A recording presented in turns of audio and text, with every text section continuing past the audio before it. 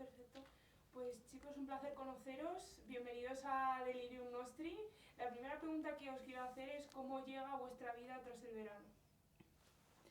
Bueno, a mi vida tras el verano llegó hace muchos años, hace 5 años, a través de un cortometraje que Yolanda Centeno quería realizar y estuvimos teniendo largas conversaciones sobre la temática de este cortometraje que luego la ha desarrollado en la película. Y bueno, durante todo este tiempo he vivido el proceso de no solamente cómo se rodó el cortometraje, sino en la espera de saber si salía adelante el proyecto, finalmente salió adelante, y las conversaciones infinitas que hemos tenido siempre acerca de esta temática, del personaje, de la historia. Y bueno, pues he tenido la suerte de vivir un proceso muy largo y profundo con respecto a la historia y al personaje. Y así fue. Yo llegué tarde, más tarde. Yo recibí el guión y quedé con Yolanda a tomar un café. A mí me gustó mucho el guión, la verdad, cuando lo leí. Me gustó mucho también ella, porque tenía una implicación muy personal y muy directa con la historia. Se conocía muy bien el material que quería contar y eso se notaba en cuanto hablabas con ella y me gustó mucho. Y nada, a partir de ahí enseguida entré y tuvimos unos ensayos en Madrid y luego ya nos fuimos directamente a rodar. O sea que en mi caso fue bastante rápido. Habéis estrenado ya la película en Málaga, ha habido ya unos pocos afortunados que la han podido ver. ¿Cuál ha sido el feedback que más os ha impresionado? Yo supongo que lo que más llama la atención es que todos coincidimos en que ninguno, yo me incluyo, habíamos reflexionado sobre este tema hasta que no hemos visto la película. Cuando curiosamente es una realidad que nos rodea y cada vez nos va a rodear más, este tipo de familias, que no son las familias nucleares a los que estamos acostumbrados, ¿no? Como esquema familiar, sino que bueno, cada vez hay más diversidad, hay familias muy distintas, hay situaciones como la que habla la película por todas partes, y sin embargo no tenemos un punto de vista de cómo vive alguien, en este caso por ejemplo el personaje de Paula, que no es ni la madre ni el padre, pero sí es una persona que está viviendo la crianza de este niño con un vínculo tremendamente profundo, y sin embargo difícilmente nos ponemos en la piel o existe una reflexión sobre cómo se vive dentro de una familia así cuando eres alguien que no cuenta a nivel legal y por tanto, bueno, parece que no tienes la capacidad de tomar ciertas decisiones, te conviertes más en una persona satélite que en alguien que de verdad forma parte de la familia, aun siendo una familia. Entonces es un tema extremadamente complejo del que apenas se habla y tampoco existe una gran reflexión, ¿no? Por mi parte, desde luego, no existía esa reflexión hasta que no me sumergí en esta historia. Y veo que parte de los espectadores les pasa lo mismo. Sí, yo tuve la misma sensación. Hubo en Málaga un espectador que después se acercó, después de la proyección, que me dijo que él había vivido una historia similar a la historia de mi personaje.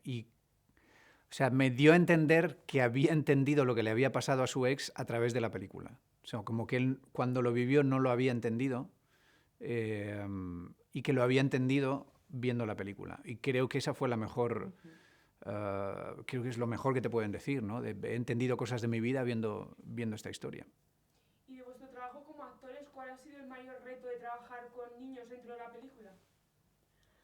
Pues tratar de olvidarte de todo lo que pretendes hacer para tener cierto control sobre tu trabajo, que eso es algo que nunca llegas a tener, pero lo intentas.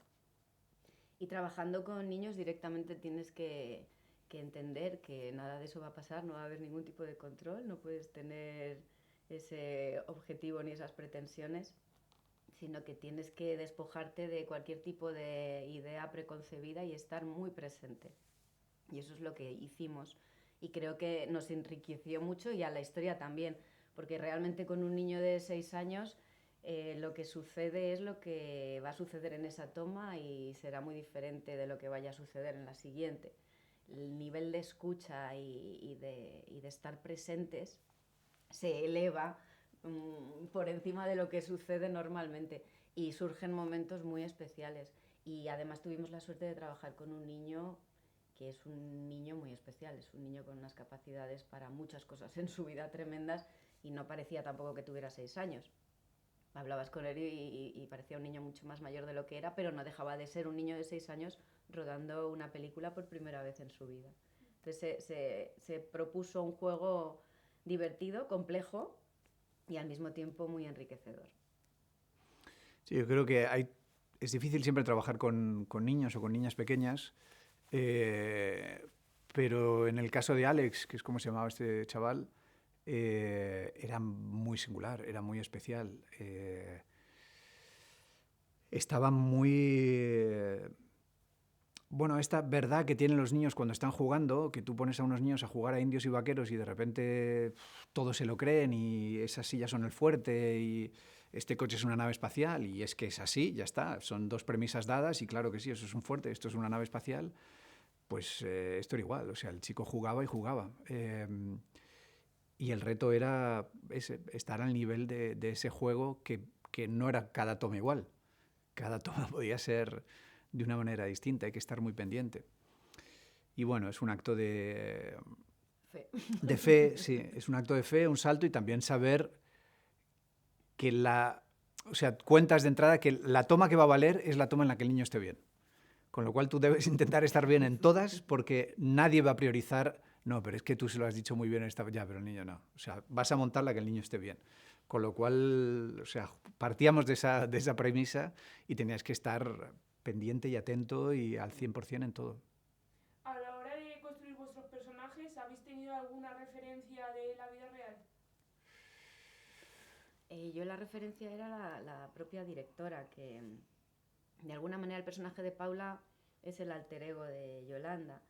Es su situación, no sus circunstancias, pero es una situación que ella vive en primera persona y que en una supuesta circunstancia que ella ha imaginado muchas veces, esta historia desembocaría en la historia que contamos en la película.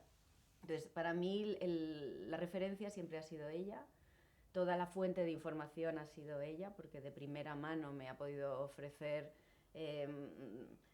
no solamente la información, sino emocionalmente todos los caminos transitados que ella ha ido viviendo a lo largo de estos años, todos los cambios, todos los momentos incómodos, todos los vínculos maravillosos, todo el camino por el que ella ha pasado y ha vivido, me lo ha podido contar en primera persona y bueno, eso es un lujo a la hora de ponerte a trabajar porque constantemente tienes esa realidad hablándote bajito al oído mientras tú estás trabajando y te facilita mucho el saber qué es lo que tienes que transmitir.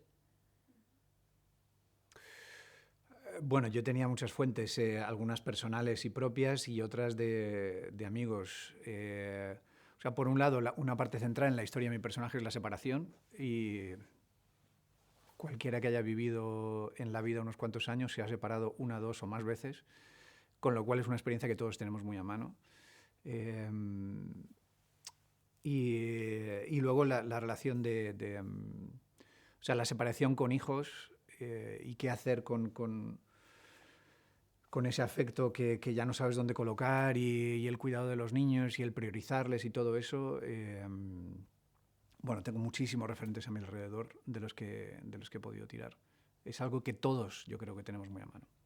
Y ya para finalizar, si puede ser en una frase mejor, que nos queda poquito tiempo, ¿con qué emoción os gustaría que terminase el público de ver la película?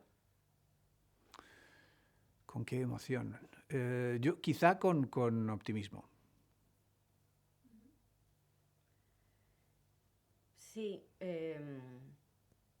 con optimismo y sí, al final que se den cuenta que el amor y los vínculos trascienden cualquier tipo de estructura social, ¿no? Pues con ello nos quedamos, ha sido un placer charlar con vosotros y os deseo muchos éxitos con esta película. Muchísimas Muchas gracias. gracias.